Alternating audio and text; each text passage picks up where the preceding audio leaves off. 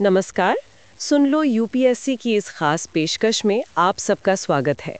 आज हम भारतीय इतिहास के एक बहुत ही महत्वपूर्ण और कह सकते हैं उथल-पुथल वाले दौर पर बात करने वाले हैं, 18वीं सदी। जी हाँ, नमस्कार।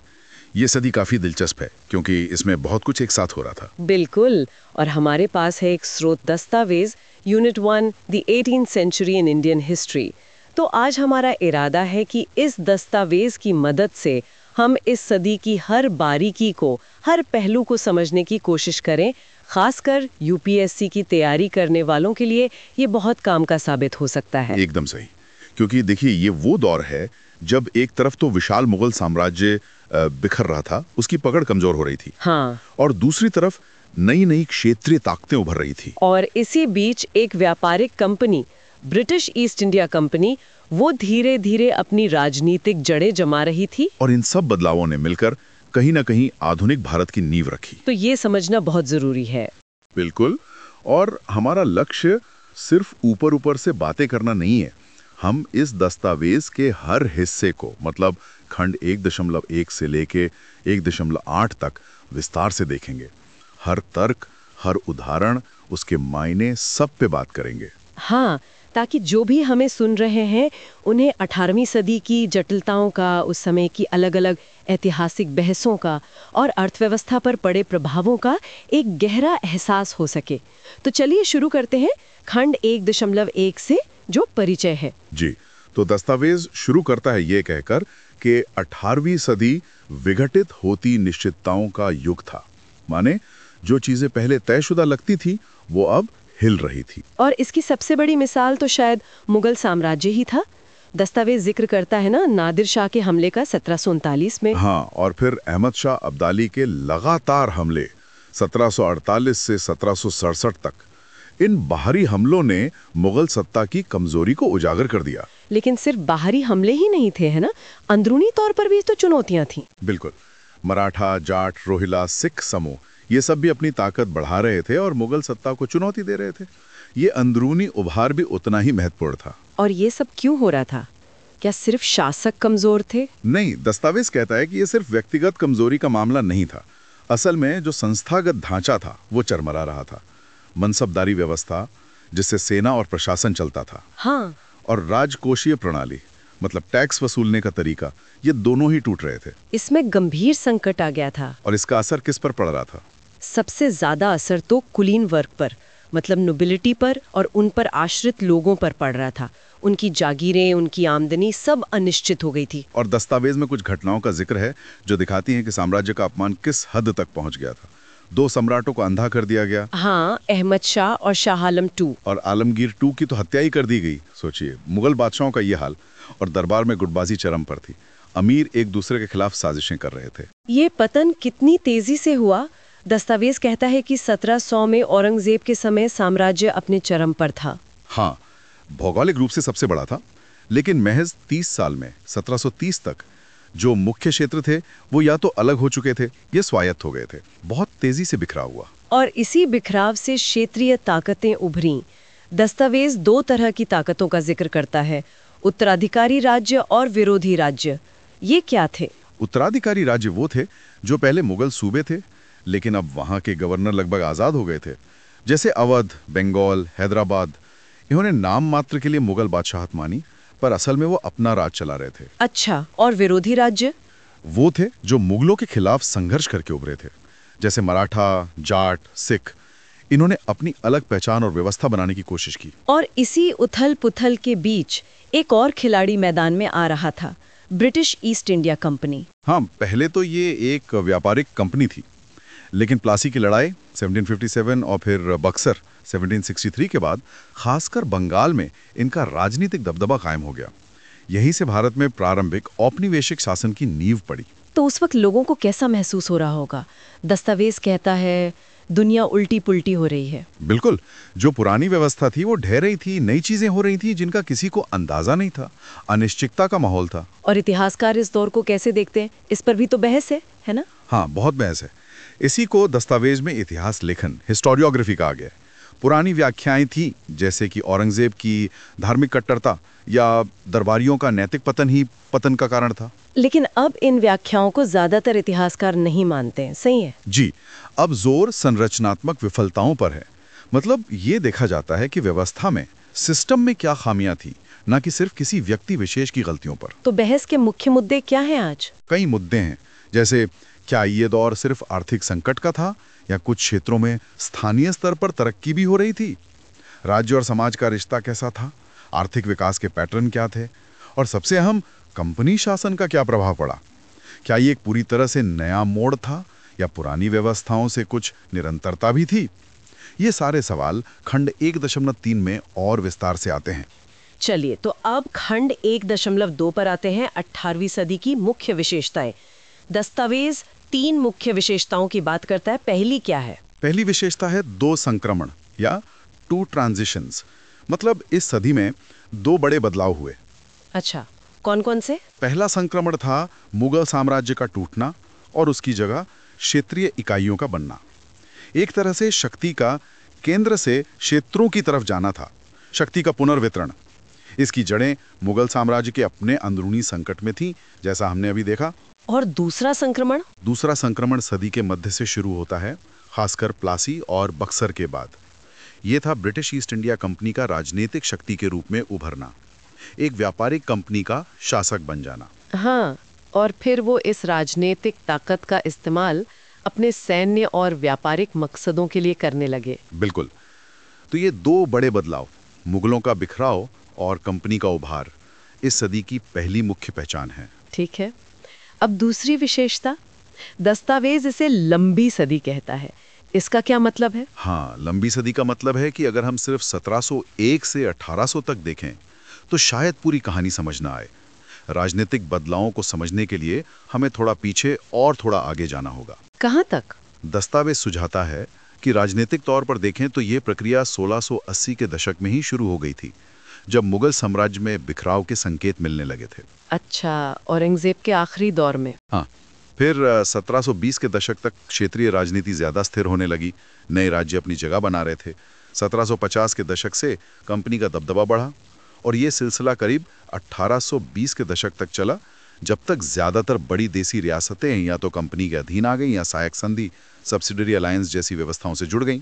तो मतलब राजनीतिक नजरिए से 18वीं सदी असल में 1680 से 1820 तक फैली हुई है, करीब 140 साल। हाँ, मोटे तौर पर ये लंबी सदी का विचार है और यही बात आर्थिक नजरिए से भी लागू होती है। कैसे? जैसे जैसे राजनीतिक सत्ता बिखर रही थी और नई क्षेत्रीय ताकतें बन रही थी, वैसे वैसे अर्थव्यवस्था में भी क्षेत्रीय स्तर पर पुनर्रचना हो रही थी।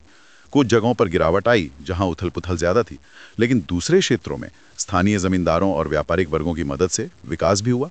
तो ये कहना कि मुगलों के पतन से पूरी अर्थव्यवस्था चौपट हो गई, ये सही नहीं होगा। दस्तावेज यही कहता है, और ये भी कि कंपनी के आने से खासकर शुरुआत में विकास की संभावनाएं एकदम से खत्म नहीं हुई, बंगाल में भी नहीं।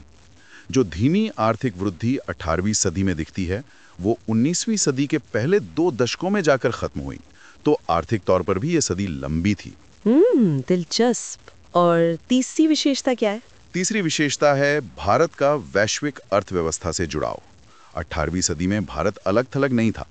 हिंद महासागर का व्यापार नेटवर्क बहुत सक्रिय था, जो अटलांटिक और प्रशांत महासागर के नेटवर्कों से भी जुड़ा था। और इस व्यापार में यूरोपीय कंपनियों की भूमिका बढ़ रही थी। हाँ, व्यापार का यूरोपीयकरण बढ़ रहा था।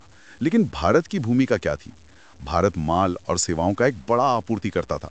मतलब भारतीय सामान बाहर जा रहा था और बदले में भारत में पैसा, खासकर चांदी, बुलियन आ रही थी। इसका क्या महत्व है? इसका महत्व ये समझने में है कि एक निरंतरता थी। मुगल काल से उत्तर मुगल काल और फिर प्रारंभिक औपनिवेशिक काल तक भारतीय वाणिज्य एक बड़े वैश्विक नेटवर्क का हिस्सा बना रहा। और कंपनी के आने से इस जुड़ाव पर क्या असर पड़ा? शुरुआती दौर में तो ये जुड़ाव और गहरा हुआ। दस्तावेज एक उदाहरण देता है अंतर एशियाई व्यापार नेटवर्क में बदलाव का। पहले ये पश्चिम एशिया की तरफ ज्यादा केंद्रित था, अब ब्रिटिश वाणिज्य के प्रभाव में ये पूर्व और दक्षिण पूर्व एशिया की तरफ ज्यादा मुड़ने लगा। और ये सब उस समय हो रहा था जब वैश्विक अर्थव्यवस्था में भी विस्तार हो रहा था। जी हाँ, 17वीं सदी में एक वैश्विक संकट का दौर था, लेकिन 18वीं सदी में वैश्विक आर्थिक विस्तार हुआ और इसका असर भारत के विदेशी व्यापार पर भी पड़ा, वो भी बड़ा। तो जो नजरिया 18वीं सदी को सिर्फ आर्थिक विघटन या संकट के रूप में देखता है, ये विशेषता उस पर सवाल उठाती है। तो ये 3 मुख्य विशेषताएं हैं, 2 संक्रमण, लंबी सदी और वैश्विक अर्थव्यवस्था से जुड़ाव।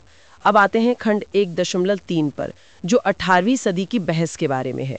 आपने पहले भी इसका जिक्र किया था। हाँ, क्योंकि इस सदी में इतने बड़े और तेज बदलाव हुए कि उनको लेकर इतिहासकारों में अलग-अलग व्याख्याएं हैं, अलग-अलग मत हैं। ये बहस आज भी जारी है। दस्तावेज इस बहस को 2 हिस्सों में बांटता है, 1750 से पहले और 1750 के बाद। पहले 1750 तक की बात करते हैं। इसमें 2 मुख्य दृष्टिकोण कौन से हैं? पहला है साम्राज्य केंद्रित नजरिया। ये इतिहासकार मुगल साम्राज्य को केंद्र में रखकर सोचते हैं। उनके लिए मुगलों का पतन एक विनाशकारी घटना थी। विनाशकारी किस मायने में? उनके हिसाब से इससे अराजकता फैली, अव्यवस्था हुई। अगर कोई सकारात्मक परिणाम हुए भी तो बहुत कम। ये लोग क्षेत्रीय ताकतों को ज्यादा सक्षम नहीं मानते थे और जो विरोधी आंदोलन थे, जैसे जाट, सिख, मराठा, उनको तो ये सिर्फ लुटेरा या शिकारी मानते थे। अच्छा, और दूसरा नजरिया? दूसरा है क्षेत्र केंद्रित नजरिया।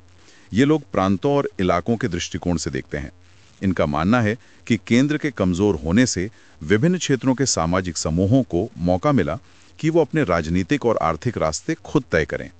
वे सक्रिय एजेंट बन गए। तो इनके हिसाब से क्या हो रहा था? इनके हिसाब से मुगल प्रांतीय सरकारों की संरचनाओं में बदलाव आ रहा था, जिससे बंगाल, अवध, हैदराबाद जैसे स्वायत्त राज्य बने। विरोधी राज्य जैसे मराठा, सिख उभरे, जिन्होंने, मजे की बात यह है कि मुगल प्रशासनिक तरीकों का ही इस्तेमाल किया। हाँ, ये दिलचस्प है। और कुलीनों को भी नए अवसर मिले। वो क्षेत्रों में अपनी शक्ति मजबूत कर सकते थे, जमीन पर मालिकाना हक और राजस्व वसूलने के अधिकार, रेवेन्यू फार्मिंग हासिल कर सकते थे, और इन सबको क्षेत्रीय वाणिज्यिक विकास से सहारा मिल रहा था। तो ये 2 नजरिए हो गए 1750 से पहले के दौर के लिए। अब 1750 के बाद की बहस पर आते हैं। यहाँ कौन से 2 खेमे हैं? यहाँ दस्तावेज 2 मुख्य विचारधाराओं की बात करता है, यूरोपीयवादी और भारतीयवादी, जिसे संशोधनवादी या कैम्ब्रिज स्कूल भी कहा जाता है। पहले यूरोपीयवादी नजरिए की बात करते हैं। ये क्या कहता है? इनका मुख्य तर्क यह है कि एक अराजक, बिखरे हुए भारत को एक मजबूत विस्तारवादी यूरोप, खासकर ब्रिटेन ने हराया और कब्जा कर लिया। ये नजरिया भारतीय राष्ट्रवादी और मार्क्सवादी इतिहासकारों में काफी प्रभावशाली रहा है। अच्छा, राष्ट्रवादी इसे कैसे देखते थे? राष्ट्रवादी इतिहासकारों के लिए 18वीं सदी की अराजकता एक दुखद लेकिन अस्थायी भटकाव था। ये राष्ट्र निर्माण की प्रक्रिया में एक रुकावट थी, जिसने एक विदेशी शक्ति को आकर देश को जीतने और गुलाम बनाने का मौका दे दिया। उनके लिए बहुत विनाशकारी था। और पारंपरिक मार्क्सवादी दृष्टिकोण यह था कि ब्रिटिश शासन एक आवश्यक बुराई थी। उसने 18वीं सदी के सामंती विघटन को खत्म किया और एक तरह से प्रगति का रास्ता खोला, भले ही वो रास्ता शोषण का था। हालांकि हाल के मार्क्सवादी विचारक ब्रिटिश शासन में कोई प्रगतिशील पहलू नहीं देखते। वो इसे सिर्फ मुनाफे, माल और बाजार की तलाश में चलने वाली एक शोषणकारी व्यवस्था मानते हैं। इन यूरोपीयवादी नजरियों में कुछ आम धारणाएं क्या हैं? एक आम धारणा यह है कि स्थिरता सिर्फ बड़ी अखिल भारतीय राजनीतिक संरचनाओं जैसे मुगल साम्राज्य में ही संभव थी। दूसरी कि ब्रिटिश शासन एक मौलिक विच्छेद था, एक पूरी तरह से विदेशी व्यवस्था का थोपा जाना। ठीक है, अब आते हैं दूसरे खेमे पर, भारतीयवादी, संशोधनवादी या कैम्ब्रिज स्कूल। इनका क्या कहना है? इनका नजरिया उपनिवेशवाद में संक्रमण को थोड़ा अलग, ज्यादा बारीकी से देखता है। ये मानते हैं कि ब्रिटिश शक्ति का उदय सिर्फ जीत की एक तरफा प्रक्रिया नहीं थी। ये भारत के साथ यूरोप, खासकर ब्रिटेन के लंबे समय से चले आ रहे जुड़ाव का नतीजा भी था। मतलब ये कि भारत की अपनी सामाजिक, आर्थिक और राजनीतिक स्थितियों ने भी ब्रिटिश भारत के उभरने और उसके स्वरूप को तय करने में भूमिका निभाई। ये सिर्फ लंदन से तय नहीं हुआ, इसमें भारतीय एजेंसी, भारतीय लोगों और समूहों की भूमिका भी थी। तो ये 18वीं सदी को कैसे देखते हैं? अराजकता के दौर के रूप में? नहीं, ये अनियंत्रित अराजकता की बजाय उन उत्तराधिकारी राज्यों द्वारा प्रदान की गई राजनीतिक स्थिरता पर ध्यान देते हैं, जैसे अवध, बंगाल। ये मानते हैं कि साम्राज्य के विघटन का मतलब जरूरी नहीं कि आर्थिक पतन ही हो। भारत की वाणिज्यिक और सैन्य क्षमता 18वीं सदी में बनी रही और कंपनी ने उसी का फायदा उठाया। और ब्रिटिश शासन की सफलता के बारे में इनका क्या कहना है? ये मानते हैं कि मजबूत स्वदेशी प्रतिरोध के बावजूद ब्रिटिश शासन की अंतिम सफलता में भारतीय एजेंसी, मतलब भारतीयों की भागीदारी, एक महत्वपूर्ण तत्व थी। ब्रिटिश शासन ने भारतीय शासन के तौर तरीकों, कृषि वाणिज्यिक प्रबंधन के तरीकों और यहाँ के लोगों के कौशल का इस्तेमाल किया। हाँ, उन्हें अपने मकसदों के लिए बदला जरूर। तो इनके लिए 18वीं सदी दरारों की सदी नहीं बल्कि गहरी निरंतरता की सदी थी। हाँ, यही इनका मुख्य तर्क है। कॉन्टिन्यूटी वर्सेस चेंज की बहस में ये निरंतरता कॉन्टिन्यूटी पर ज्यादा जोर देते हैं, और इसी स्कूल ऑफ थॉट को अक्सर कैम्ब्रिज स्कूल कहा जाता है। ये बहस समझना वाकई जरूरी है, क्योंकि ये हमें घटनाओं को अलग-अलग नजरियों से देखने में मदद करती है। चलिए अब खंड 1.4 पर चलते हैं। मुगल साम्राज्य, इसका पतन और 18वीं सदी की उत्पत्ति। जी, तो यहाँ दस्तावेज सबसे पहले उन आसान या सरल सिद्धांतों को खारिज करता है जो पतन की व्याख्या के लिए दिए जाते रहे हैं। जैसे कि शासकों का नैतिक पतन हो गया था, या बाद के मुगल शासक बहुत कमजोर थे, या औरंगजेब की सांप्रदायिक नीतियां जिम्मेदार थीं। दस्तावेज कहता है कि ये बातें अनुभवजन्य रूप से, मतलब सबूतों के आधार पर टिकती नहीं है, बल्कि बाद के कुछ मुगल सम्राटों जैसे फर्रुखसियर ने तो हालात सुधारने की कोशिश भी की थी। तो फिर असल कारण क्या था? दस्तावेज किस पर जोर देता है? दस्तावेज संरचनात्मक संकट, स्ट्रक्चरल क्राइसिस पर ध्यान केंद्रित करता है। मतलब सिस्टम में ही खराबी आ गई थी, खासकर राजकोषीय, फिस्कल और जागीरदारी प्रणालियों में संकट था, जिसने शासन की पूरी संस्थाओं को कमजोर कर दिया। इस संरचनात्मक संकट को लेकर भी अलग-अलग इतिहासकारों की अलग-अलग व्याख्याएं हैं, है ना? हाँ बिल्कुल। दस्तावेज कुछ प्रमुख व्याख्याओं का जिक्र करता है, जैसे इरफान हबीब। उनका क्या तर्क है? इरफान हबीब मानते हैं कि मुगल व्यवस्था किसानों और जमींदारों का अत्यधिक शोषण करती थी। इससे किसान और जमींदार विरोध पर उतर आए और ये संकट शासक वर्ग के नियंत्रण से बाहर हो गया। अच्छा, और सतीश चंद्र जागीरदारी व्यवस्था की अक्षमता पर जोर देते हैं।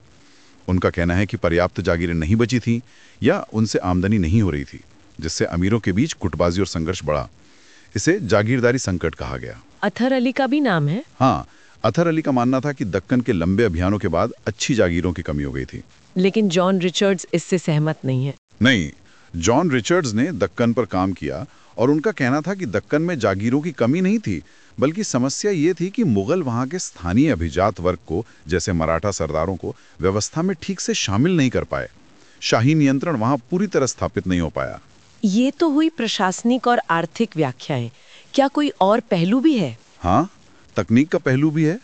मार्शल हॉडसन ने बारूद साम्राज्यों, गन पाउडर एम्पायर्स की बात की, ऑटोमन, सफाविद और मुगल। उनका कहना था कि इनकी सफलता बारूद और तोपों पर नियंत्रण के कारण थी। लेकिन जब पश्चिमी सैन्य तकनीक बदली तो ये साम्राज्य उसके साथ तालमेल नहीं बिठा पाए और कमजोर हो गए। लेकिन इक्तदार आलम खान इसमें एक और बारीकी जोड़ते हैं। जी, इक्तदार आलम खान मानते हैं कि हाँ, बारूद ने शुरू में साम्राज्य को मजबूत किया, लेकिन धीरे धीरे ये तकनीक नीचे तक पहुंच गई। जमींदारों, किसानों के पास भी हथियार आ गए। राज्य का हथियारों पर एकाधिकार नहीं रहा। मराठा, सिख, जाट सब बंदूकें इस्तेमाल करने लगे। तो मतलब मुकाबला बराबरी का हो गया। हाँ, 18वीं सदी तक आते आते स्थानीय सरदार, जिनकी अपनी सामाजिक या जातिगत पकड़ थी और अपनी सेनाएं थीं, वो ज्यादा ताकतवर हो गए। वो हमेशा से खतरा थे, अब शर्तें बराबर हो गई थी। स्टीवर्ट गॉर्डन दिखाते हैं कि मराठों ने तो यूरोपीय सैनिकों समेत विभिन्न स्रोतों से सैन्य श्रम का इस्तेमाल किया। तो इन सारी अलग-अलग व्याख्याओं को मिलाकर हम क्या समझ सकते हैं? दस्तावेज कहता है कि हमें दोनों तरह के नजरिए अपनाने होंगे, दीर्घकालिक, लॉन्ग टर्म, और समकालिक, कॉन्जेक्चुअल। इसका क्या मतलब है? दीर्घकालिक नजरिए से देखें तो मुगल संस्थाएं केंद्रीकरण के लिए बनी थी, लेकिन विरोधाभासी रूप से उन्होंने ही संकट पैदा किए, जैसे अनुमानित राजस्व जमा और वास्तविक वसूली हासिल में भारी अंतर, राजस्व का नुकसान, कृषि से जुड़े स्थानीय अभिजात वर्ग को पूरी तरह व्यवस्था में न जोड़ पाना। अकबर की राजपूत नीति जैसी कोशिशों के बावजूद ये एक स्थायी समस्या बनी रही। मवास या जोर तलब इलाके हमेशा मौजूद रहे, जहां शाही नियंत्रण कमजोर था। और समकालिक कारक क्या थे? समकालिक मतलब उस विशेष समय के संकट, जैसे औरंगजेब के समय दक्कन का संकट, उत्तर भारत में जाट, मेवाती, सिखों का विरोध, जो समृद्ध इलाके थे जैसे पूर्वी भारत, वहां से केंद्र को पैसा भेजने में आनाकानी, और उसी समय दूसरे एशियाई साम्राज्यों जैसे सफाविद ईरान में संकट आया, जिससे सूरत जैसे बंदरगाहों का व्यापार प्रभावित हुआ। तो निष्कर्ष ये है कि इन समकालिक संकटों ने जो लंबे समय से चली आ रही संरचनात्मक कमजोरियां थीं, उनको और गहरा कर दिया, जिससे साम्राज्य का पतन हुआ। हाँ बिल्कुल, और इसमें केंद्र और स्थानीय ताकतों सरदारों के बीच लगातार चलने वाली खींचतान और बदलते रिश्ते बहुत महत्वपूर्ण थे। केंद्रीकरण की कोशिशों का फायदा भी कई बार क्षेत्रीय समूहों ने उठाया। असल लड़ाई साम्राज्य द्वारा पैदा किए गए धन पर नियंत्रण की थी। ये मुगल पतन की जटिल तस्वीर पेश करता है। अब खंड 1.5 पर आते हैं, क्षेत्रीकरण की प्रक्रिया, प्रोसेस ऑफ रीजनलाइजेशन। जी, तो जैसा हमने पहले क्षेत्र केंद्रित नजरिए की बात की थी, ये खंड उसी पर विस्तार से है। दिलचस्प बात यह है कि फारसी स्रोतों में भी, जो ज्यादातर शाही दृष्टिकोण से लिखे गए, उनमें भी एक विकेंद्रीकृत या कमजोर होते साम्राज्य के संकेत मिलते हैं। हाँ, कैसे? आंद्रे विंक ने फितना की अवधारणा पर काम किया है। फितना का मतलब है अंदरूनी कला, गुटबाजी, वो ताकतें जो केंद्र से दूर ले जाती हैं। विंक का मानना है कि ये मुगल व्यवस्था का एक अंतर्निहित हिस्सा था। और भी इतिहासकार हैं जिन्होंने इस पर लिखा है। हाँ, स्टीवन ब्लेक ने मुगल साम्राज्य को पैट्रिमोनियल ब्यूरोक्रेटिक कहा। मतलब इसमें व्यक्तिगत शासन, राजा ही सब कुछ है, और एक केंद्रीकृत सैनिकृत व्यवस्था बनाने की कोशिश के बीच एक अंतर्विरोध था। एमएन पियर्सन का भी मानना है कि मुगल एक स्वायत्त सैन्य नौकरशाही व्यवस्था बनाने में नाकाम रहे। मुजफ्फर आलम का क्या तर्क है? मुजफ्फर आलम कहते हैं कि शाही प्रक्रिया को स्थानीय भद्रजन, मतलब स्थानीय एलिट्स, बाधित कर रहे थे। वो साम्राज्य की कीमत पर खुद को मजबूत कर रहे थे। तो ये दबाव कहाँ से आ रहा था? दबाव कई तरफ से था। केंद्र में दरबारी गुट थे, स्थानीय और क्षत्रिय अभिजात वर्ग अपनी पकड़ मजबूत कर रहे थे, जैसे अवध में अशरफ, पंजाब में जाट, बंगाल में सदगोप। व्यापारी और बैंकरों की भूमिका भी अहम होती जा रही थी। ये एक तरह का बहुद्रव्यीय तनाव, मल्टीपोलर टेंशन था। सीए बेली ने इसे कैसे समझाया है? सीए बेली का तर्क है कि यह संकट इसलिए पैदा हुआ क्योंकि नए उभरते हुए समूह, जिन्हें वो सैन्य, व्यापारी और राजनीतिक उद्यमी, military merchant and political entrepreneurs कहते हैं, वो मुगल क्षेत्र के व्यापार उत्पादन का फायदा उठा रहे थे। उनके हिसाब से ये सिर्फ गिरावट नहीं थी, बल्कि समाज के ऊपरी स्तर पर विस्थापन और प्रतिस्थापन, सोशल डिस्प्लेसमेंट, रिप्लेसमेंट भी हो रहा था, संस्थागत पुनर्गठन हो रहा था। तो बदलाव के बीज मुगल संस्थाओं के अंदर ही मौजूद थे। हाँ, दस्तावेज यही कहता है, केंद्रीकरण की कोशिशों ने ही अपनी विपरीत प्रवृत्तियां पैदा की। और क्षेत्रीकरण हुआ कैसे? कौन से समूह इसमें मुख्य भूमिका निभा रहे थे? दो मुख्य समूह थे। एक तो शाही अभिजात वर्ग के लोग ही थे, जो केंद्र के कमजोर होने पर प्रांतों में अपनी पकड़ मजबूत करने लगे। उन्होंने टूटती हुई जागीरदारी, मनसबदारी व्यवस्था का फायदा उठाया। दूसरे थे जमींदार।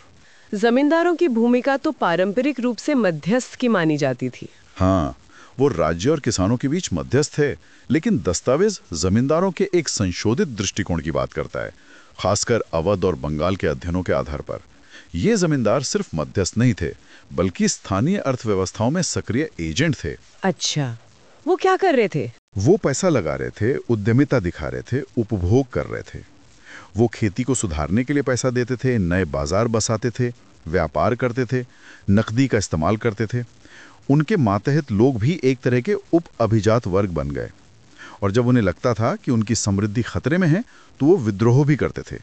और प्रांतीय सूबेदार भी इनका इस्तेमाल करते थे। हाँ बिल्कुल, जैसे अवध का सूबेदार जमींदारों के समर्थन से केंद्र के खिलाफ अपनी सौदेबाजी की ताकत बढ़ाता था, या बंगाल का सूबेदार जमींदारों की हठ धर्मिता और अपनी वित्तीय जरूरतों का इस्तेमाल करके अपनी शक्ति मजबूत करता था। तो इस पूरी प्रक्रिया से दस्तावेज के अनुसार 3 तरह के शासन उभर कर आए। जी, पहला उत्तराधिकारी राज्य, सक्सेसर स्टेट्स। ये वो थे जो पहले मुगल प्रांत थे और वहां के गवर्नरों ने लगभग आजादी हासिल कर ली थी, जैसे दक्कन, हैदराबाद, अवध, बंगाल। इन्होंने ऊपरी तौर पर मुगल ढांचे और तौर तरीकों को बनाए रखा। दूसरा प्रकार, दूसरे थे स्वतंत्र राज्य, इंडिपेंडेंट किंगडम्स। ये मुगलों के खिलाफ संघर्ष से उभरे थे, जैसे मराठा, जाट, सिख। इन्होंने अपनी नई व्यवस्थाएं स्थापित की और मुगलों के लिए सीधा खतरा बन गए। और तीसरे थे स्थानीय रियासतें या सरदारियां। ये अक्सर सीमांत या अर्ध स्वायत्त इलाकों में थे। इनमें मुस्लिम, हिंदू, आदिवासी सभी तरह के शासक थे, जैसे राजपूतों की छोटी रियासतें जो गुजरात से अवध तक फैली थी, अफगान सरदारों की रियासतें जैसे रोहिलखंड, भोपाल, बनारस का राज, बर्दवान और कासिम बाजार की जमींदारियां जो खेती के विस्तार, राजस्व वसूली और व्यापार से मजबूत हुईं। असम में अहोम वंश, जिन्होंने मुगलों को रोके रखा और ब्रिटिश वेले तक स्वतंत्र हिंदू राज्य बनाए रखा। दक्षिण भारत में क्या स्थिति थी? दक्षिण भारत में खासकर 1760 से पहले मैसूर के उदय से पूर्व तेलुगु नायकों की छोटी छोटी रियासतें थीं जो पहले विजयनगर साम्राज्य के अधीन थीं, और पालेकर थे जिन्होंने नायक क्षेत्रों से अपने डोमेन बनाए थे। ये मंदिर आधारित और सैनिकृत होते थे, इन और श्रम से होने वाले फायदे को आपस में बांटते थे। वहाँ एक मजबूत दखल देने वाली राजशाही मैसूर के आक्रमण हैदर अली टीपू सुल्तान के बाद ही आई। तो ये एक बहुत ही विविध तस्वीर है क्षेत्रीयकरण की। अब अगला सवाल खंड 1.6 उठता है कि ये जो नए शासन बन रहे थे, ये कितने मुगल थे? हाँ, ये एक अहम सवाल है, क्योंकि जैसा हमने देखा सतही तौर पर काफी समानताएं थी। जैसे ये जो राजनीतिक बदलाव हुए, खासकर 18वीं सदी के पहले भाग में, वो एकदम से मुगल पैटर्न से अलग नहीं थे। ये सत्ता के क्षेत्रीय बिखराव की एक लंबी प्रक्रिया का हिस्सा थे। उत्तराधिकारी राज्यों ने तो शाही दरबार की संस्कृति और तौर तरीकों को अपनी नई राजधानियों जैसे लखनऊ, मुर्शिदाबाद, हैदराबाद में अपनाया भी। शासन के मुगल रूपों और प्रथाओं का इस्तेमाल जारी रखा। यहाँ तक कि जो मुगलों के विरोधी थे, उन्होंने भी। हाँ, कुछ हद तक दस्तावेज कहता है कि आरकोट के नवाब, जिन्हें अंग्रेजों का समर्थन था, उन्होंने भी उस क्षेत्र में पहली बार मुगल प्रशासन के सिद्धांत लागू किए। मराठों ने, हालांकि वो अपने क्षेत्रों में पूरी तरह संप्रभु होने का दावा करते थे, फिर भी राजस्व वसूलने के लिए मुगल सिद्धांतों का ही इस्तेमाल किया, भले ही अधिकारियों के नाम अलग रखे हों। और सिखों ने, उन्होंने तो खालसा जैसे विशिष्ट संस्थान बनाए थे। हाँ, सिख मुगल दावों के प्रबल विरोधी थे, फिर भी उन्होंने भी राजस्व मुगल सिद्धांतों पर ही वसूला और जमीन के बड़े हिस्से मुगल शैली की जागीरों के रूप में दिए। और एक और बड़ी समानता थी फारसी भाषा का इस्तेमाल। अच्छा। हाँ, इन सभी शासनों में कूटनीति, उच्च स्तरीय प्रशासन और उच्च संस्कृति की आधिकारिक भाषा फारसी ही बनी रही। तो ये तो हुई समानताएं, लेकिन बड़े अंतर भी रहे होंगे। दस्तावेज 4-5 मुख्य अंतर बताता है। पहला क्या है? सबसे बड़ा अंतर था जागीरदारी व्यवस्था को लेकर। जो नए शासक थे, वो जागीरदारी प्रणाली को शक की निगाह से देखते थे। हर सूबेदार ने या तो इसके जरूरी तत्वों को खत्म कर दिया या अपनी जरूरत के हिसाब से इसमें बड़े बदलाव किए। उदाहरण के लिए, जैसे बंगाल में मुर्शिद कुली खान ने सारी शाही जागीरें जब्त कर लीं और जागीरदारों को उड़ीसा भेज दिया। अवध में जागीरदारी का ढांचा तो बना रहा, लेकिन बड़ी जागीरों को तोड़कर छोटे लोगों में बांटा गया और नवाबों ने जागीरदारी अधिकारियों, आमिल, राजस्व संग्राहक पर कड़ा नियंत्रण रखा। हैदराबाद में भी जागीरदारों की शक्ति को कम करने के लिए दफ्तरदार, रिकॉर्ड कीपर और तालुकदार जैसे अधिकारी नियुक्त किए गए, जो सीधे नवाब के नियंत्रण में थे। ये तो बड़ा बदलाव था। दूसरा अंतर था कि मुगल व्यवस्था में प्रांतों में अलग अलग अधिकारियों के पास कार्यकारी और राजकोषीय शक्तियां अलग अलग होती थी। ये प्रथा अब टूट गई। मतलब एक ही आदमी के पास दोनों शक्तियां आ गईं। हाँ, जैसे मुर्शिद कुली खान ने बंगाल में दीवान, राजस्व प्रमुख और सूबेदार, गवर्नर, दोनों के काम अपने हाथ में ले लिए। ऐसा ही दक्कन में आसफ जहां ने किया। अवध में बुरहानुल मुल्क ने सूबेदारी और फौजदारी, सैन्य कमांडर के पद मिला दिए। ठीक है, तीसरा बड़ा अंतर क्या था? तीसरा और बहुत महत्वपूर्ण अंतर था राजकोषीय प्रबंधन में इजारेदारी या रेवेन्यू फार्मिंग का बढ़ता इस्तेमाल। भू राजस्व नकद में वसूलना इन शासनों की रीढ़ थी, लेकिन इसे वसूलने का काम वेतनभोगी अधिकारियों या जमींदारों के बजाय राजस्व किसानों, इजारेदारों को ठेके पर दिया जाने लगा। ये इजारेदारी तो मुगलों के समय अच्छी नहीं मानी जाती थी। हाँ, मुगल इसे हतोत्साहित करते थे, लेकिन 18वीं सदी में ये पूरे भारत में फैल गई। और ये सिर्फ भू राजस्व, माल तक सीमित नहीं रही, बल्कि सायर, गैर कृषि करों और यहाँ तक कि कई तरह के सार्वजनिक पदों को भी ठेके पर दिया जाने लगा।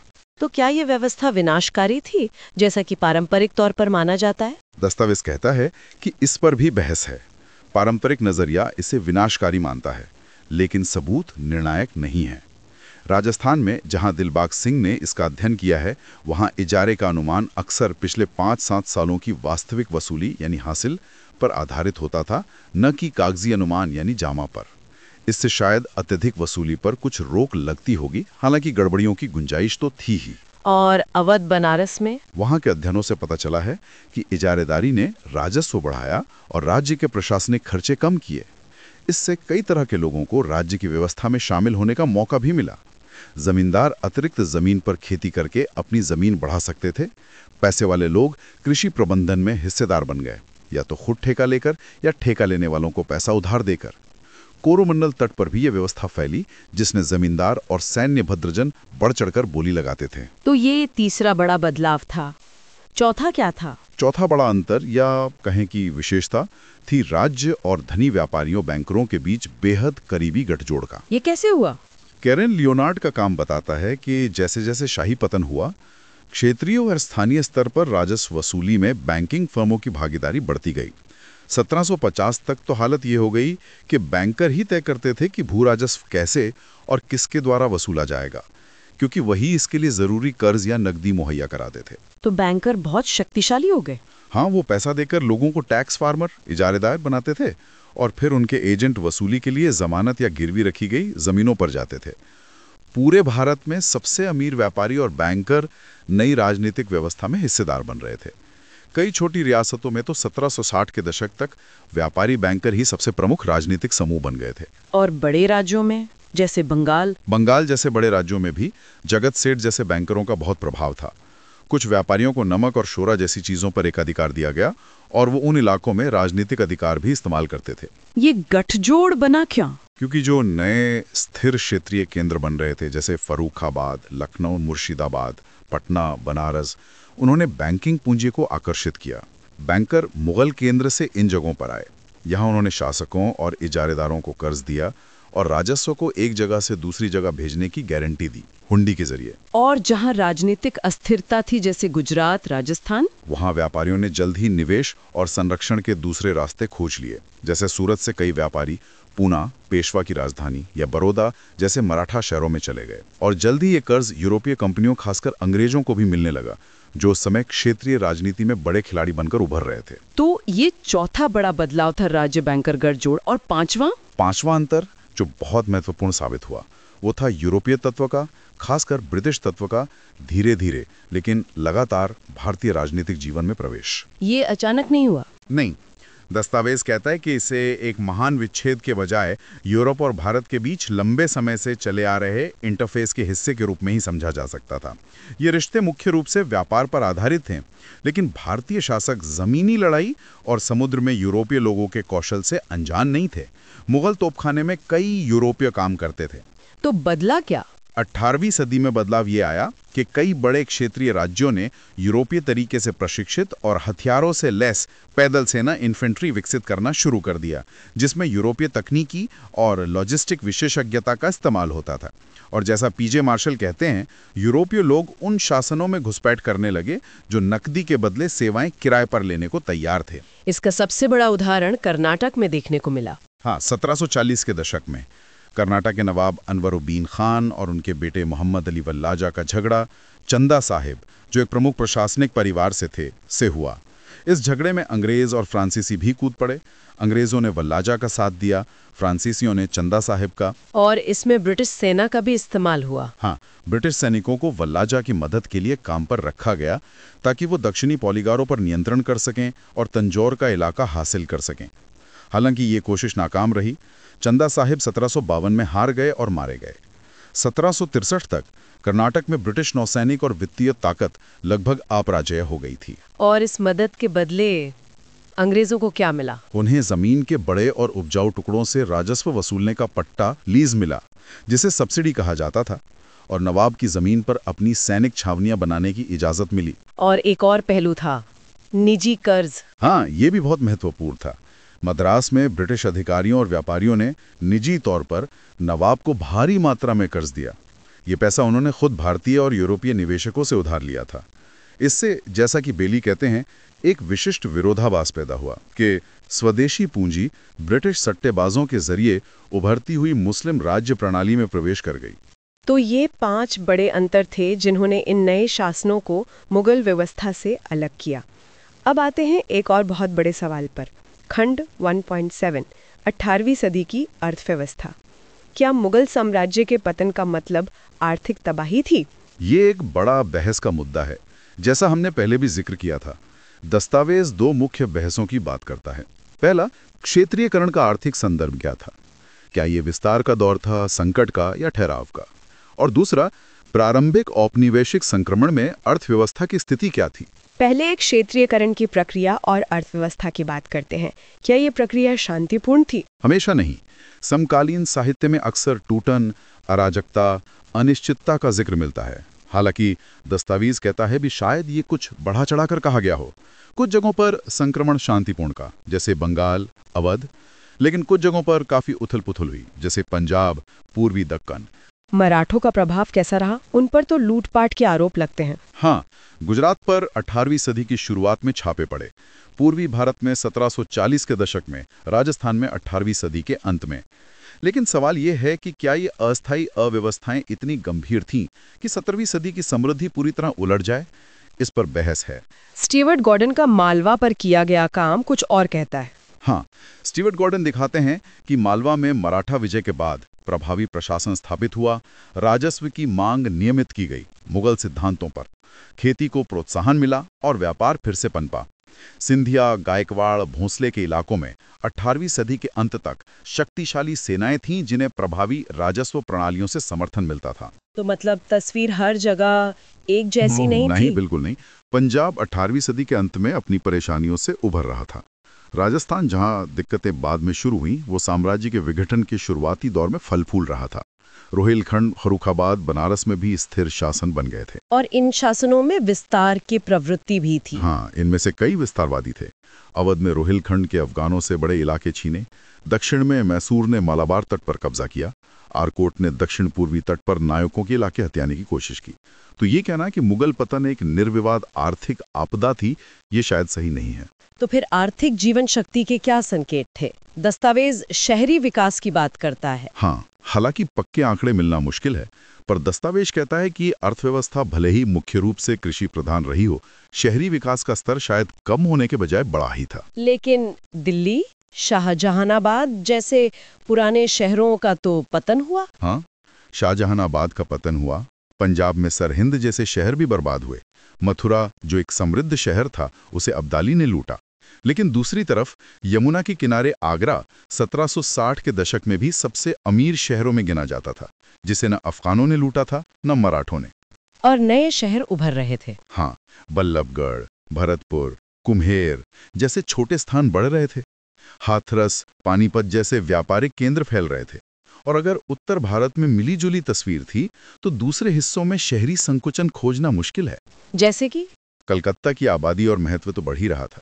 ढाका में 1765 के आसपास 4.5 लाख लोग रहते थे। मुर्शिदाबाद को 1756 में दुनिया के सबसे अमीर शहरों में से एक कहा गया था।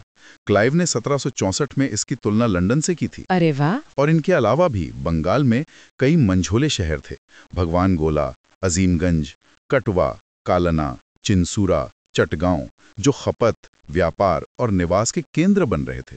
पश्चिम भारत में सूरत का क्या हुआ? सूरत का कुछ पतन हुआ, लेकिन उसकी भरपाई बॉम्बे, मुंबई के उदय से कहीं ज्यादा हो गई। और मध्य भारत? वहां तो राजनीतिक उथल-पुथल थी। हाँ, लेकिन वहाँ भी शहरी विकास रुका नहीं। मालवा में 1760 के दशक तक उज्जैन सिंधिया की राजधानी के रूप में फैला। इंदौर होलकर का आधार बना और एक बड़ा व्यापारिक केंद्र बन गया। पूना एक छोटे शहर से मराठों की राजधानी बना और चंदेरी रेशम के लिए नया बाजार बन गया। बुरहानपुर, जो पहले आगरा सूरत मार्ग पर था, अब पूना, नागपुर, लखनऊ, इलाहाबाद से जुड़ गया। और दक्षिण भारत में? दक्षिण में, जहां मुगल पतन का असर कम था, शहर बढ़ते रहे। मद्रास, चेन्नई अभूतपूर्व गति से फैला। हैदराबाद भी नए शासन के तहत खूब बढ़ा।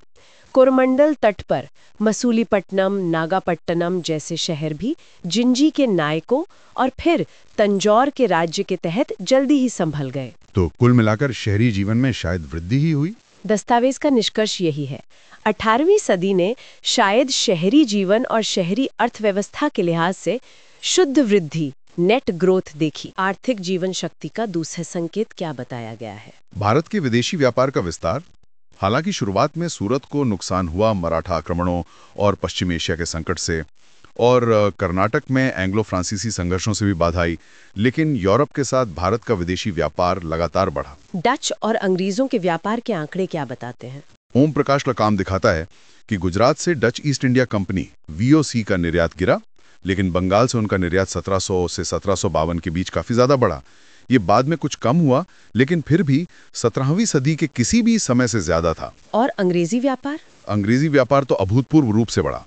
1698-1700 में लगभग 1.15 मिलियन पाउंड से बढ़कर 1738-40 में 1.92 मिलियन, 1758-60 में 2.1 मिलियन और 1777-77 में 5.8 मिलियन पाउंड हो गया।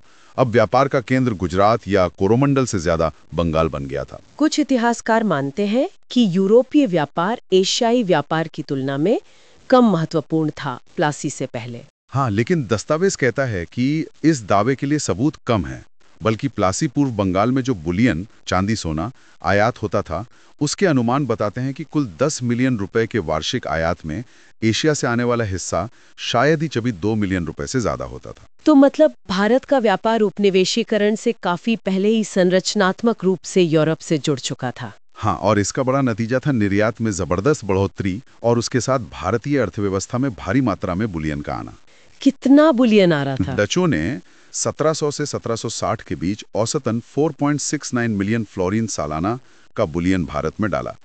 इंग्लिश ईस्ट इंडिया कंपनी 1701 से 1721 के बीच 8.72 मिलियन पाउंड लाई और 1733 से 1726 के बीच ये बढ़कर 12.9 मिलियन पाउंड हो गया। प्लासी के बाद इसमें बदलाव आया। हाँ, प्लासी के बाद व्यापार की संरचना बदली, लेकिन जैसा हम बाद में देखेंगे, खंड 1.8 में बुलियन का आना पूरी तरह बंद नहीं हुआ। इस बड़े पैमाने पर व्यापार विस्तार और बुलियन प्रवाह का अर्थव्यवस्था पर क्या असर पड़ा होगा?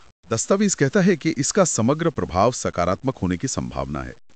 उपमहाद्वीपीय स्तर पर ओम प्रकाश इसे आय, उत्पादन और रोजगार में विस्तार के रूप में देखते हैं। अकेले बंगाल में उनका अनुमान है कि शती के मध्य तक कारीगर क्षेत्र में कम से कम 10% पूर्णकालीन रोजगार बढ़ा। क्या इससे महंगाई बढ़ी? ओम प्रकाश तो किसी बड़े मुद्रास्फीतिकारी प्रभाव को नहीं मानते, लेकिन चावल और चीनी जैसी चीजों की कीमतों में वृद्धि के संकेत मिलते हैं, खासकर कलकत्ता के आसपास जहां कंपनी खरीद करती थी। तो संभव है कि पैसे की आपूर्ति बढ़ने से उत्पादन और कीमतें दोनों एक साथ बढ़ी हों। और ये सिर्फ बंगाल में हो रहा था? नहीं, प्रसन्नान पार्थसारथी ने हाल ही में दिखाया है कि 1720 के दशक से कोरोमंडल तट पर भी ऐसा ही रुझान था। और ये जो बुलियन आ रहा था, ये कहाँ जा रहा था? क्या ये सीधा दिल्ली चला जाता था? नहीं, यही महत्वपूर्ण बात है। हालांकि इसका एक हिस्सा शाही केंद्र को श्रद्धांजलि के रूप में भेजा जाता था, लेकिन ज्यादातर हिस्सा प्रांतों में ही रह जाता था और प्रांतीय अर्थव्यवस्थाओं को ताकत दे रहा था। कंपनी के शुरुआती पर्यवेक्षकों का अनुमान था कि सदी के मध्य तक अकेले बंगाल के मौद्रिक भंडार में कम से कम 25 करोड़ रुपए यानी 25 मिलियन पाउंड की शुद्ध वृद्धि हुई थी। तो इसका मतलब ये हुआ कि क्षेत्रीय राज्यों का जो पुनर्गठन हो रहा था, वो बढ़ती हुई क्षेत्रीय अर्थव्यवस्थाओं के बीच हो रहा था। हाँ, दस्तावेज यही तर्क देता है और यही समझाता है कि क्यों 18वीं सदी की क्षेत्रीय केंद्रीकरण की प्रक्रिया में प्रांतों में राजस्व मूल्यांकन जामा बढ़ा और राज्य नकद में राजस्व इकट्ठा करने पर ज्यादा जोर देने लगे। अच्छा, अब आंतरिक व्यापार नेटवर्क की बात करते हैं। आमतौर पर माना जाता है कि राजनीतिक उथल-पुथल से ये नेटवर्क टूट गए होंगे। हाँ, ये एक आम धारणा है, खासकर पूर्व पश्चिम और आगरा सूरत मार्गों को लेकर। दस्तावेज मानता है कि कुछ बाधाएं जरूर आई होंगी, लेकिन ये साफ नहीं है कि इसका असर कितना व्यापक या गहरा था। इरफान हबीब ने बीमा दरों के बढ़ने का हवाला दिया है। हाँ, उन्होंने कुछ खंडित सबूत दिए हैं कि बीमा दरें बढ़ीं, जो शायद बढ़ते खतरे को दिखाता है, लेकिन इससे तस्वीर पूरी तरह साफ नहीं होती। दूसरी तरफ राजस्व में गिरावट के संकेत नहीं दिखते। सूरत का राजस्व 1721 में 1571-72 के मुकाबले बढ़ा हुआ था। कैम्बे खंबात का राजस्व भी 1755 में 1719 से ज्यादा था। ब्रोच का राजस्व बीच में गिरा पर 1780 के दशक तक काफी बढ़ गया था। और मराठा क्षेत्रों में व्यापार का क्या हुआ? पश्चिमी और मध्य भारत में उथल-पुथल 1720 के दशक तक काफी कम हो गई थी। सुमित गुहा के अनुसार उस समय से मराठा क्षेत्रों में व्यापार बढ़ा और वस्तुओं के लेन देन और कर्ज के प्रवाह ने गांव के उत्पादन और खपत को काफी प्रभावित किया। और दूसरी जगहों पर ऐसा लगता है कि व्यापार गंभीर रूप से बाधित नहीं हुआ था।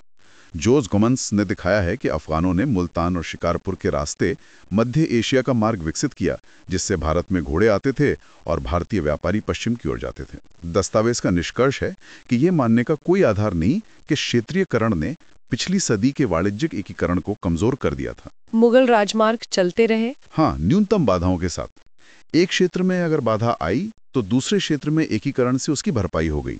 बंजारे जो अनाज के ट्रांसपोर्टर थे, वो पूरी सदी बनारस और दक्कन के बीच मिर्जापुर के रास्ते व्यापार करते रहे। इससे पता चलता है कि सस्ती चीजों और अनाज का भी लंबी दूरी का व्यापार जारी था। और हुंडी नेटवर्क, पैसों का लेन देन? मराठों की कथित समस्याओं के बावजूद पश्चिमी भारत, मालवा, राजस्थान और ऊपरी भारत के बीच हुंडी के जरिए पैसों के लेन देन का नेटवर्क अच्छी तरह बना रहा।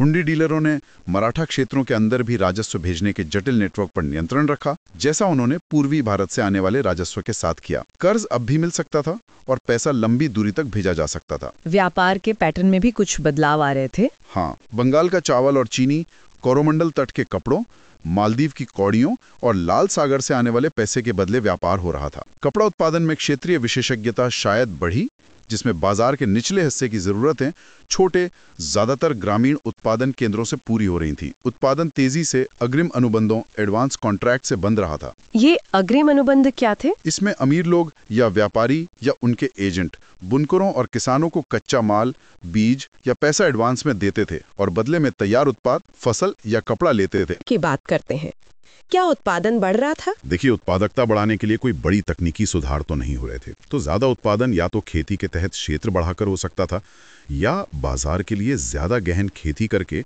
या फिर कृषि श्रम को नियंत्रित करने के नए तरीके अपनाकर। दस्तावेज कहता है कि 18वीं सदी में ये तीनों चीजें अलग अलग या एक साथ होती हुई दिखती हैं। कहां-कहां कृषि विस्तार हो रहा था? और पंजाब में संकुचन था, दिल्ली आगरा के आसपास उतार चढ़ाव थे, लेकिन दक्कन और मराठा नियंत्रित क्षेत्रों में बड़े पैमाने पर कृषि सुधार और विस्तार चल रहा था। राजस्थान ने सदी के पहले भाग में प्रभावशाली कृषि विकास देखा। वहां कीमतें राजस्व मांग से ज्यादा तेजी से बढ़ी, जिससे खेती का क्षेत्र बढ़ाने और ज्यादा मूल्यवान फसलें उगाने का प्रोत्साहन मिला। बंगाल में रिचर्ड ईटन ने गंगा डेल्टा के पूरब की ओर खिसकने के कारण खेती का विस्तार देखा, जिससे नए चावल उगाने वाले क्षेत्र खुले, जिनका उत्पादन कलकत्ता और कपड़ा बनाने वाले जिलों की जरूरतें पूरी करता था। अवध और इलाहाबाद में भी बढ़ती समृद्धि के प्रमाण मिलते हैं, ज्यादा राजस्व वसूली और नए बाजार केंद्रों का बनना। और ये सुधार कौन करवा रहा था? कई लोग शामिल थे, राज्य, जमींदार, सरदार, राजस्व, किसान, इजारेदार, व्यापारी। नए बाजार केंद्र, पेठ, बाजार, गंज स्थापित हो रहे थे, या पुराने केंद्रों को नए मालिकों के तहत पुनर्गठित किया जा रहा था, खासकर महाराष्ट्र, अवध, बिहार, बंगाल में। गांव स्तर के बाजारों यानी हाट का प्रसार विशेष रूप से महत्वपूर्ण लगता है, क्योंकि इनसे लेन देन गांव तक पहुंच गया। श्रम संबंधों में क्या बदलाव आ रहे थे? बटाईदारी, शेयर क्रॉपिंग बड़े पैमाने पर फैली हुई लगती है। मराठा दक्कन में इसे वाटेकरी कहते थे, पूर्वी भारत में अधियार या बटाईदार। अवध और पूर्वी भारत में ग्राहक श्रमिक का व्यापक उपयोग था। दक्षिण भारत में जहां सिंचाई वाली खेती फैली, वहां कृषि दास्ता और बंधुआ मजदूरी बढ़ रही थी। तो 1757 से पहले की अर्थव्यवस्था के बारे में समग्र निष्कर्ष क्या है? दस्तावेज का निष्कर्ष संशोधनवादी दृष्टिकोण का समर्थन करता है। मतलब शाही विखंडन का स्थानीय अर्थव्यवस्थाओं पर बहुत कम नकारात्मक प्रभाव पड़ा, कुछ मुख्य क्षेत्रों को छोड़कर। क्षेत्रीय अर्थव्यवस्थाएं उत्साहित रहीं, उनमें जान बनी रही। अखिल भारतीय व्यापार नेटवर्क बदले हुए राजनीतिक परिदृश्य में फले फूले और कुछ मामलों में शायद विस्तार भी हुआ। जहां गिरावट आई, उसकी भरपाई विकास वाले क्षेत्रों ने कर दी। ये तो हुई 1757 से पहले की बात। अब आते हैं खंड 1.8 पर, 1757 के बाद की अर्थव्यवस्था, यानी प्रारंभिक औपनिवेशिक संक्रमण और उभरते मतभेद। इसे आमतौर पर भारतीय अर्थव्यवस्था में एक बड़ा मोड़ माना जाता है ना? हाँ, बिल्कुल। इसे एक वाटरशेड मूवमेंट की तरह देखा जाता है।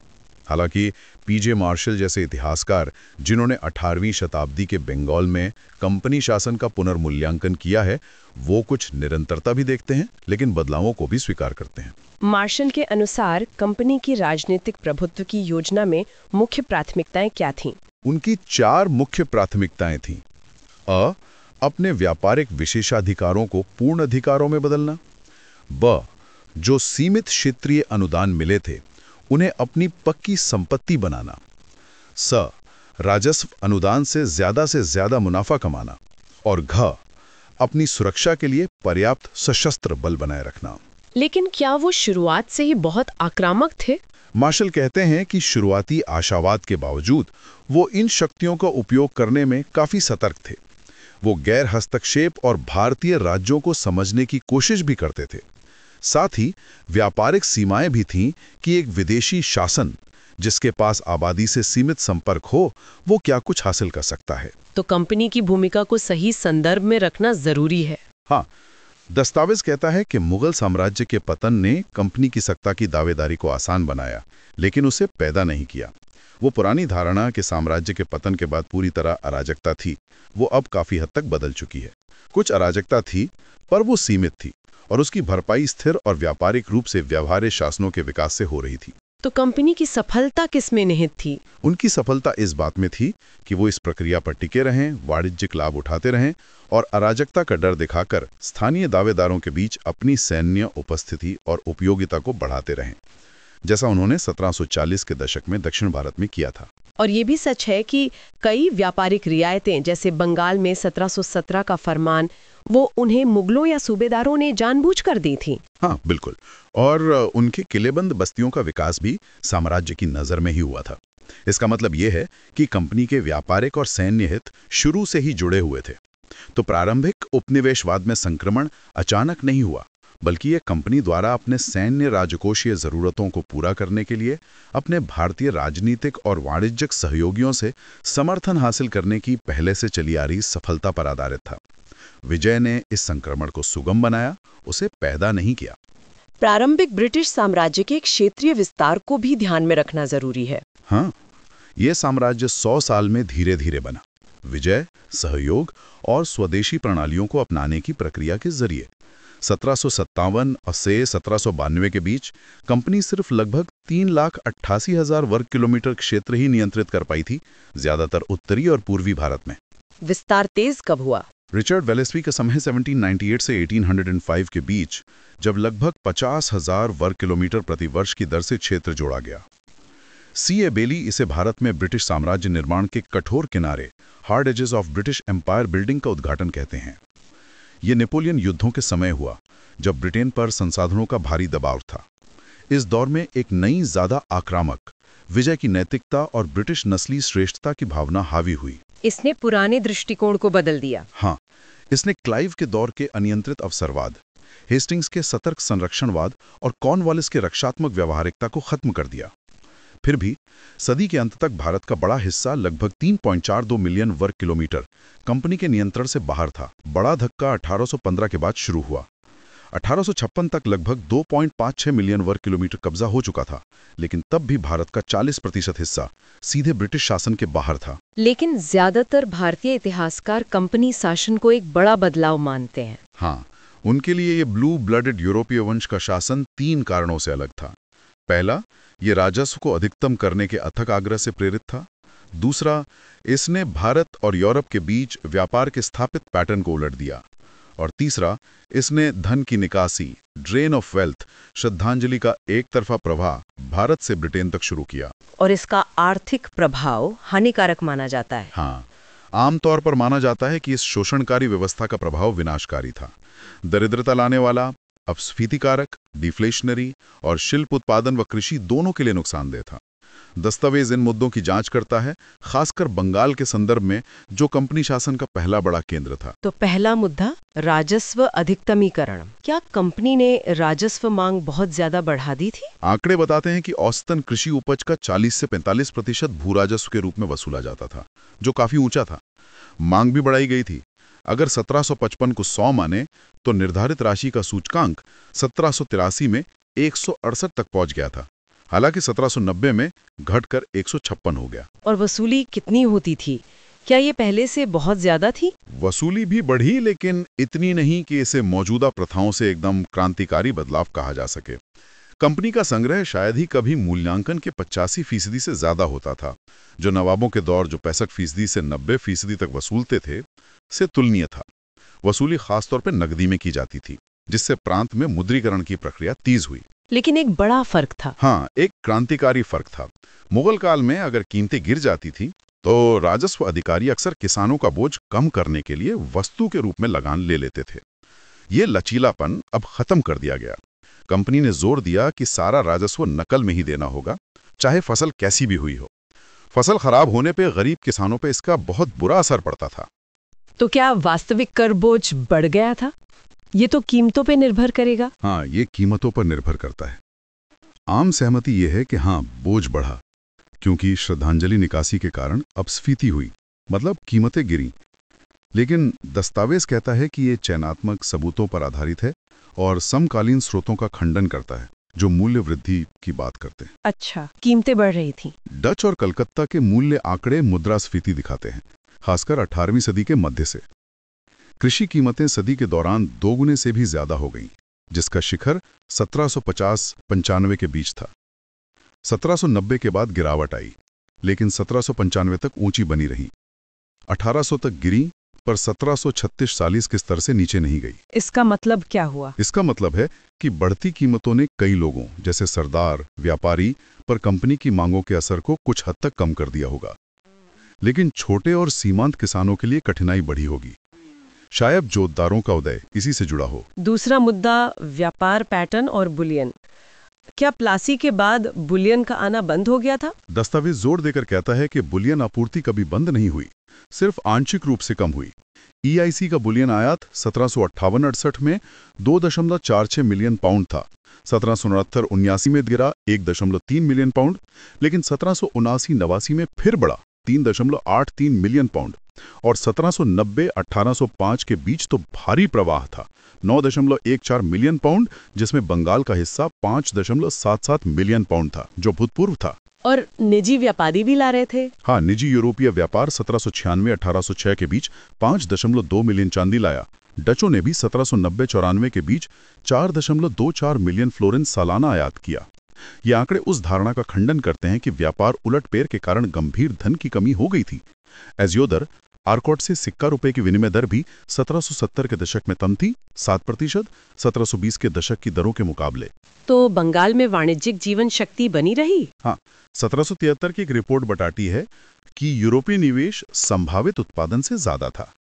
सीमा शुल्क प्राप्तियां 1790 के दशक के अंत में दिखाती हैं कि निर्यात तिगना हो गया था 1777-97 के बीच। ज्यादातर कपड़े, खाद्य पदार्थ, कच्चा माल बाहर जा रहा था, कीमती धातुओं और निर्मित वस्तुओं के बदले में। बंगाल अभी तक औद्योगिक ब्रिटेन के लिए सिर्फ कच्चे माल का स्रोत या बाजार नहीं बना था। कियन चौधरी का मानना है कि 1757 के बाद 50 सालों तक व्यापार पारंपरिक चैनलों में ही बेहतर रहा और उसकी जीवन शक्ति काफी हद तक अपरिवर्तित रही। और बंगाल के बाहर? नागपुर, बुंदेलखंड, गाजीपुर, मिर्जापुर जैसे शहर बंगाल के सामानों को पश्चिम भारत और दक्कन तक पहुंचाने के केंद्र बने रहे। बनारस के कपड़ों का बड़ा हिस्सा 43% पश्चिम भारत जाता था, 49% बंगाल के रास्ते विदेशों में और सिर्फ 8% दक्कन उत्तरी प्रांतों में। इससे पता चलता है कि आंतरिक बाजार का विभाजन बना रहा। क्या नए उत्पाद उभर रहे थे? हाँ, नए स्टेपल उभर रहे थे विदेशी व्यापार के लिए, जैसे गुजरात मध्य भारत की कपास, मालवा की अफीम, नील। ये पुराने स्टेपल की गिरावट की भरपाई कर रहे थे। उत्तरी अमेरिकी बाजार का विस्तार हो रहा था। एशियाई मांग इंडोनेशिया द्वारा पूरी की जा रही थी। पश्चिमी एशियाई बाजार भी 1790 तक पुनर्जीवित हो गए थे। कंपनी के एकाधिकार के प्रयासों का क्या हुआ, जैसे अफीम में? दस्तावेज कहता है कि ये शायद पूरी तरह कुशल नहीं थे। PB चौधरी का काम दिखाता है कि बाजार की स्थितियां और कीमतें अभी भी किसानों की प्रतिक्रिया को प्रभावित करती थीं और राज्य स्वदेशी कर्ज के नेटवर्क को रोक नहीं सका। किसान अक्सर एडवांस का स्वागत करते थे। नील में भी क्षेत्रीय विशेषज्ञता विकसित हुई। तो ये तो हुई अर्थव्यवस्था की बात। क्या पुरानी निरंतरताएं भी जारी रहीं, जैसे राज्य बैंकर संबंध? हाँ, ये संबंध जारी रहे और शायद गहरे भी हुए। स्वदेशी बैंकरों ने कंपनी का समर्थन किया, प्लासी में भी। जगत सेठ का पतन हुआ, लेकिन EIC का बंगाल राजस्व अब भी भारतीय बैंकरों पर निर्भर था, खासकर बनारस के व्यापारियों पर। हुंडियों ने ही पूरे भारत में कंपनी के सैन्य अभियानों को संभव बनाया। भारतीय बैंकिंग प्रणाली काफी लचीली थी। हाँ, उसका लचीलापन और प्रतिरोध दिखता है। शराफ पारंपरिक रूप से काम करते रहे और अपनी शर्तों पर सहयोग करते थे। यही मुख्य कारण था कि कंपनी के मुद्रा सुधार 1835 तक सफल नहीं हो पाए। और दूसरे क्षेत्रों में बैंकिंग का क्या हाल था? बिहार में कुछ व्यापारी प्रभावित हुए, लेकिन प्रमुख बैंकिंग फर्में बची रहीं और फली फूली। खासकर प्रेषण का व्यवसाय बढ़ा। शराफों का काम अच्छा चला क्योंकि कई तरह के सिक्के चलन में थे। पश्चिमी भारत में कंपनी की वित्तीय कमजोरी के कारण उसे स्वदेशी बैंकरों पर निर्भर रहना पड़ा। निजी व्यापार की भूमिका भी बढ़ी। हाँ, अंग्रेजी निजी व्यापार का विस्तार, खासकर चीन के साथ 1780 के दशक से इन संबंधों को और मजबूत किया। बंगाल के विदेशी व्यापार में निजी व्यापार का हिस्सा नाटकीय रूप से बढ़ा। 1766-72 में सिर्फ 5.96% से बढ़कर 1790-99 में 41.88% हो गया। और इससे पैसा कहाँ से मिल रहा था? कुछ तो बुलियन से, लेकिन ज्यादातर आंतरिक धन से। इससे भारतीय फाइनेंसरों के लिए अवसर बढ़े, तैयार धन ऋण लेना, एजेंसी हाउसों में निवेश करना, जो कलकत्ता बॉम्बे से अफीम कपास चीन बेचते थे। दक्षिण भारत में भी ऐसे ही गठजोड़ थे। वहां कंपनी बैंकर लिंक के उतने स्पष्ट दस्तावेज नहीं है, लेकिन राज्य निर्माण जैसे आरकोट में भागीदारी के जरिए स्वदेशी वित्त के साथ गठजोड़ बना। पार्थसारथी कहते हैं कि बैंकरों की भूमिका शायद कम थी, लेकिन व्यापारी फाइनेंसरों के साथ बढ़ते संबंध अंग्रेजी शक्ति के लिए महत्वपूर्ण थे। और कौन से समूह समर्थन दे रहे थे? दुभाषीय, जैसे कॉम्टी समुदाय, जिन्होंने राजनीतिक मुनाफाखोरी से पैसा बनाया और कंपनी के वित्त में पुनः निवेश किया। चिट्टी व्यापारी, ब्राह्मण इजारेदार भी अंश फाइनेंसर, खाता कीपर के रूप में काम करते थे। मालाबार में कंपनी और निजी हितों ने मैसूर की व्यवस्थाओं, एकाधिकार, किराए पर देना, नए कर का इस्तेमाल किया काली मिर्च इलायची के व्यापार के लिए, जिसमें स्वदेशी व्यापारियों ने मदद की, जिन्होंने पिछले शासन का भी समर्थन किया था। निष्कर्ष ये है कि प्रारंभिक औपनिवेशिक प्रणाली को पूरे दक्षिण भारत में विविध और शक्तिशाली स्वदेशी वाणिज्यिक समूहों का समर्थन प्राप्त था। क्या कंपनी के आने से वाणिज्यिक अवसर बढ़े भी?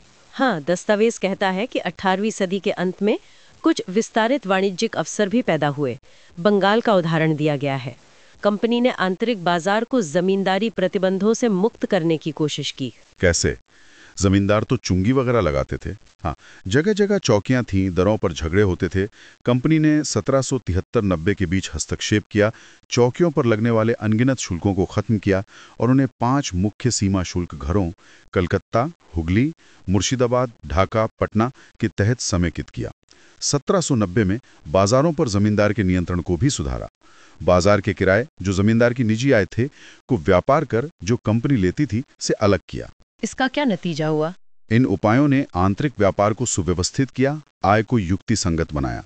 इसका परिणाम हुआ कि पूरे बंगाल में बाजारों का प्रसार हुआ, किसानों के लिए बड़े बाजारों तक पहुंचना आसान हो गया और व्यापारियों और क्रेडिट नेटवर्क के लिए आवाजाही आसान हो गई।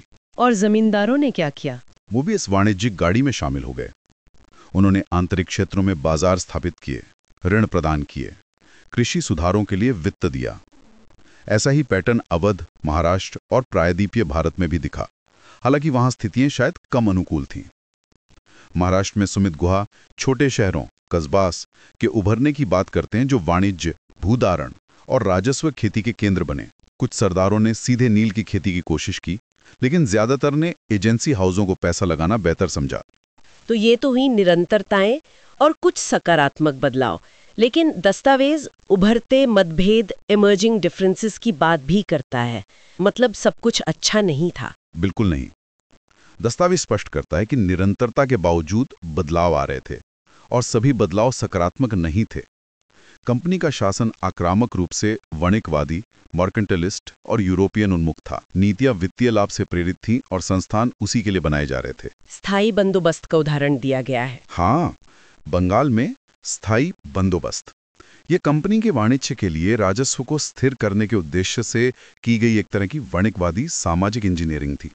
इसमें मुगल कराधान अधिकार जो जमींदारों को हस्तांतरित किए गए, को उनकी मिल्कियत यानी निजी संपत्ति के साथ मिला दिया गया और दोनों को अब बेचने योग्य बना दिया गया। इसने बंगाल के ग्रामीण इलाकों में निजी संपत्ति के शासन को बढ़ाया, लेकिन 1790 के बाद कीमतों में गिरावट ने आम किसानों के लिए मुश्किलें बढ़ा दी। इसके तुरंत बाद कृषि संकट बढ़ गया, तो गरीब वर्गों की भेद्यता बढ़ी। हाँ, प्रारंभिक औपनिवेशिक शासन ने जमींदार और वाणिज्यिक संपत्तियों को तो मजबूत किया, लेकिन निचले स्तर पर भेद्यता बढ़ाई। बंगाल में नकदी राजस्व संग्रह ने किसानों का सुरक्षा कवच छीन लिया, जो 1769-70 के भयानक अकाल में भारी मृत्यु दर का एक प्रमुख कारण बना। लेकिन क्या ये सार्वभौमिक संकट था? दस्तावेज कहता है कि सार्वभौमिक संकट का नजरिया शायद अति निराशावादी है। वास्तविकता जटिल थी। कृषि सुधार जारी रहे, खासकर उत्तरी किनारों, मुहानों पर, लेकिन इसका फल ज्यादातर जमींदारों और अमीर किसानों, जोतदारों को मिला। बटाईदारों और मजदूरों के मुकाबले उनकी स्थिति मजबूत हुई। जोतदार शायद कुलक जमींदार की तरह व्यवहार कर रहे थे। कर्ज देना, कम दूरी का व्यापार करना, ग्रामीण स्तरीकरण बढ़ा और इसकी गति बाद में और तेज हुई। दक्षिण भारत में क्या बदलाव आए? ब्रिटिश हस्तक्षेप ने नकदी लेन देन के सर्किट को चौड़ा और गहरा किया।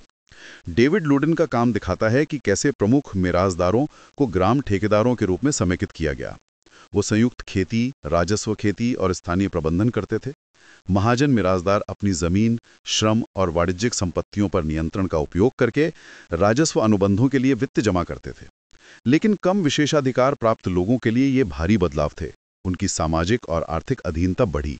डेविड वॉशब्रुक का क्या तर्क है? वॉशब्रुक कहते हैं कि कंपनी ने विरोधाभासी तत्वों को समेकित किया, पारंपरिक सामाजिक संबंध और आधुनिक अनुबंध कानून। श्रम पर नियंत्रण के लिए रीति रिवाजों को बनाए रखा गया, जबकि मजदूरी, आपूर्ति, मांग और अनुबंधों द्वारा तय होने लगी। इससे मजदूर, खासकर निम्न जाति के, दोहरे रूप से वंचित हुए। कंपनी एक कठोर वाणिज्यिक स्वामी के रूप में भी दिखती है। हाँ, दस्तावेज कहता है कि अपने नियंत्रण वाले उत्पादकों के साथ वो एक कठोर एकाधिकारवादी व्यापारी थी। डिलीवरी का निरंतर प्रवर्तन, अपने रोजगार में बुनकरों की मजदूरी कम करने की लगातार कोशिशें। इससे कारीगर खाद्य कीमतों में तेज बदलावों के प्रति संवेदनशील हो गए। कंपनी कारखानों में काम करने वाले कारीगरों में अकाल मृत्यु दर सबसे ज्यादा थी। पार्थसारथी ने कोरोमंडल बुनकरों पर काम किया है। हाँ, पार्थसारथी दिखाते हैं कि कैसे श्रम नियंत्रण की नई व्यवस्था ने बुनकरों के पिछले अधिकारों को छीन लिया, जिससे उनकी मजदूरी और स्थिति में तेज गिरावट आई। लेकिन इसमें भी कुछ सीमाएं या बारीकियां थीं। हाँ, ये कठोर शासन सभी सूती कपड़ा बुनकरों पर लागू नहीं होता था, खासकर बंगाल में। आम किस्म के सूती कपड़ों के लिए विशाल आंतरिक बाजार था और लग्जरी उत्पादन भी खत्म नहीं हुआ था, तो उत्पादक और व्यापारी इन कठिन परिस्थितियों में भी अच्छा कर सकते थे। रेशम उद्योग का उदाहरण दिया गया है। हाँ, रेशम उद्योग विभेदक प्रभाव का एक अच्छा उदाहरण है। सूरत को बंगाल रेशम का निर्यात सिकुड़ गया, लेकिन उत्तर भारतीय बाजार बना रहा। बंगाल रेशम के लिए कंपनी का निवेश नाटकीय रूप से बढ़ा, जिससे आंतरिक से अंतर्राष्ट्रीय बाजार की ओर एक संरचनात्मक बदलाव आया। इसका नतीजा क्या हुआ? नतीजा ये हुआ कि रेशम उत्पादकों, चासर और वाइंडरों की आय कंपनी के निवेश में उतार चढ़ाव के प्रति संवेदनशील हो गई। छोटा आंतरिक बाजार सीमित रिकवरी की ही गुंजाइश देता था। रेशम उत्पादन अंतर्राष्ट्रीय बाजार की अनिश्चितताओं पर निर्भर हो गया। 1790 के दशक में कुछ सुधार हुआ, फिर नेपोलियन युद्धों के कारण मंदी आई। 1813 के बाद कुछ रिकवरी हुई, लेकिन तब तक मुर्शिदाबाद और राजशाही जैसी जगहों पर रेशम उत्पादन में भारी गिरावट आ चुकी थी। तो समग्र प्रभाव क्या था? एक तरफ एकीकरण और दूसरी तरफ निकासी। हाँ, कंपनी के हस्तक्षेप ने भारतीय अर्थव्यवस्था को उत्तर यूरोपीय व्यापार और उत्पादन चक्रों से और कसके बांध दिया। ये प्रक्रिया पहले शुरू हुई थी, अब तेज हो गई। भारत की अर्थव्यवस्था के प्रमुख क्षेत्र अब इस वैश्विक अर्थव्यवस्था के उतार चढ़ाव से बंध गए थे और वैश्विक मंदी का असर इन क्षेत्रों पर पड़ता था, जिससे उनके स्वायत्त विकास की संभावनाएं बंद हो जाती थी। और धन की निकासी, ड्रेन ऑफ वेल्थ। हाँ, ये सबसे बड़ा मुद्दा है। दस्तावेज कहता है कि हालांकि कई भारतीय इस प्रक्रिया में खुद को काफी समृद्ध करने में सक्षम थे, लेकिन विस्तारित वाणिज्यिक अवसरों से मिलने वाले ज्यादातर लाभ भारत से निकाल लिए गए बिना किसी संगत लाभ के। बड़े पैमाने पर राजकोषीय और वाणिज्यिक मुनाफाखोरी थी। निजी ब्रिटिश और यूरोपीय व्यक्तियों ने राजस्व खेती, अफीम नील व्यापार और राजनीतिक भ्रष्टाचार से भारी मुनाफा कमाया। और ये पैसा भारत से बाहर कैसे गया? ये पैसा ज्यादातर निजी ब्रिटिश शिपिंग और पुर्तगाली वाणिज्यिक घरों के जरिए भारत से पूर्वी एशिया, खासकर मकाओ और कैंटन चीन भेजा गया, जहां इसका इस्तेमाल और पैसा बनाने के लिए किया गया। एजेंसी हाउस वो जरिया बन गए जिसके माध्यम से व्यक्तियों द्वारा वेतन, भत्ते और अवैध रूप से कमाए गए धन को भारत से बाहर निकाला गया। अनुमान किया जाता है कि 1757 और 1796 के बीच अकेले बंगाल से इन चैनलों के माध्यम से 17.67 मिलियन पाउंड निकाले गए। तो भारतीय पूंजी भी नष्ट हुई। हाँ, निजी व्यापार की सेवा में लगी अधिकांश भारतीय पूंजी इस तरह के प्रेषण के माध्यम से नष्ट हो गई, और निजी भाग्य के इस प्रेषण के साथ साथ भारत के अधिशेषों की एक बड़ी मात्रा का ब्रिटेन को श्रद्धांजलि के रूप में आधिकारिक हस्तांतरण भी हुआ। यही क्लासिक अर्थों में धन की निकासी थी। ये कितनी बड़ी रकम थी? अनुमान क्या है? अनुमान अलग अलग हैं। एक अनुमान संयुक्त हस्तांतरण निजी और आधिकारिक को 1780 और 1790 के दशक में 4 मिलियन पाउंड सालाना रखता है। दूसरों ने 1757 और 1793 के बीच 1.8 मिलियन से 1.92 मिलियन प्रतिवर्ष का अनुमान लगाया है। सटीक आंकड़े मुश्किल हैं, पर यह रकम बहुत बड़ी थी। और ये पहले की श्रद्धांजलि से अलग कैसे थी? बंगाल से दिल्ली भी तो पैसा जाता था। हाँ, पहले भी जाता था और काफी बड़ी मात्रा में, जैसे 1720 के दशक में 1 करोड़ रुपए सालाना। अंतर दो थे। पहला, अब पहली बार व्यापार के आधिकारिक चैनलों का इस्तेमाल निजी भाग्य को स्थानांतरित करने के लिए किया जा रहा था। दूसरा, इस नुकसान की भरपाई के लिए ब्रिटेन और भारत के बीच श्रम और पूंजी की कोई आवाजाही नहीं थी, जैसा शायद पहले दिल्ली और बंगाल के बीच कुछ हद तक होता होगा। लेकिन क्या इस निकासी ने भारतीय अर्थव्यवस्था को पूरी तरह पंगु बना दिया? दस्तावेज कहता है कि सामान्य आर्थिक संकेतक ये सुझाव नहीं देते कि अर्थव्यवस्था पूरी तरह पंगु हो गई थी। जैसा हमने देखा, सदी के अंत तक कीमतें अच्छी बनी रहीं और पैसे की कमी नहीं थी। तो फिर इसका सबसे बड़ा असर क्या हुआ? जो निर्विवाद है वो ये कि भारत से इतनी बड़ी मात्रा के हस्तांतरण ने भारत और चीन दोनों के साथ ब्रिटेन के व्यापार संतुलन के भारी घाटे को कम कर दिया। इसे कंपनी को भारत के विस्तार के लिए अपने वित्त को मोड़ने की आज़ादी मिल गई। भारतीय शक्तियों से अपनी सब्सिडी का पैमाना बढ़ाकर और भारत में निजी भारतीय और यूरोपीय पूंजी से पैसा उधार लेकर। मतलब भारत अब अपनी ही अर्थव्यवस्था के उपनिवेशीकरण को सब्सिडी दे रहा था। बिल्कुल, यही दस्तावेज का अंतिम और सबसे महत्वपूर्ण निष्कर्ष है। भारत अपनी ही जेब से अपनी गुलामी का खर्चा उठा रहा था। ये वाकई एक बहुत ही गंभीर और सोचने वाली बात है। तो ये था खंड 1.8 तक का विस्तृत विश्लेषण। अब अगर हम खंड 1.9 यानी सारांश पर आएं, तो मुख्य बातें क्या निकल कर आती हैं? हाँ, संक्षेप में कहें तो 18वीं सदी मुगल साम्राज्य के पतन, क्षेत्रीय शक्तियों के उदय और ब्रिटिश ईस्ट इंडिया कंपनी के आगमन का काल थी। और इस दौर को लेकर दो मुख्य व्याख्याएं हैं।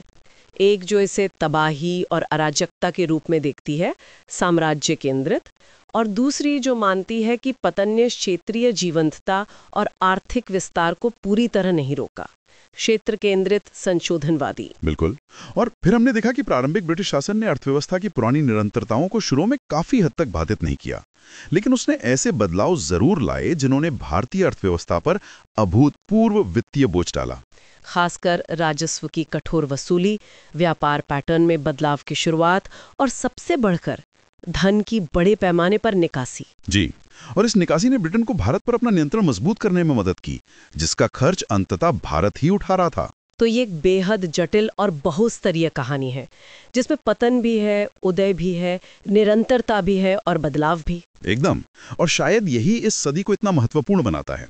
यहाँ कोई आसान जवाब नहीं है, हर चीज के कई पहलू हैं। और शायद यही हमें सोचना चाहिए कि इतिहास कैसे काम करता है, कैसे बड़ी संरचनाएं बदलती हैं, कैसे स्थानीय ताकतें प्रतिक्रिया देती हैं और कैसे बाहरी हस्तक्षेप इन प्रक्रियाओं को प्रभावित करता है। 18वीं सदी इन सब का एक जीता जागता उदाहरण है। बिल्कुल, ये सोचने वाली बात है कि उस समय के फैसलों और घटनाओं का असर आज भी कितना गहरा है। क्या होता अगर इतिहास ने कोई और मोड़ लिया होता? ये सवाल हमेशा बना रहता है। वाकई। तो ये थी 18वीं सदी के भारत पर हमारी आज की विस्तृत चर्चा। Unit 1 the 18th century in Indian history दस्तावेज पर आधारित। उम्मीद है कि ये विश्लेषण यूपीएससी की तैयारी करने वालों और इतिहास में रुचि रखने वाले सभी श्रोताओं के लिए उपयोगी साबित होगा। जी, उम्मीद तो यही है। 18वीं सदी को समझना आधुनिक भारतीय इतिहास, अर्थव्यवस्था और राजनीति की नींव को समझने जैसा है। और इस तरह का विस्तृत विश्लेषण आपको न सिर्फ मेंस के उत्तर लिखने या इंटरव्यू में मदद करेगा, बल्कि आपकी विश्लेषणात्मक क्षमता भी बढ़ाएगा, जो परीक्षाओं से परे भी जीवन में काम आती है। सही कहा। हम आपको प्रोत्साहित करेंगे कि इस चर्चा को, खासकर इसकी बारीकियों, अलग अलग बहसों, निरंतरताओं और बदलावों को समझने के लिए शायद दोबारा भी सुने। हाँ, क्योंकि इसमें काफी जानकारी है।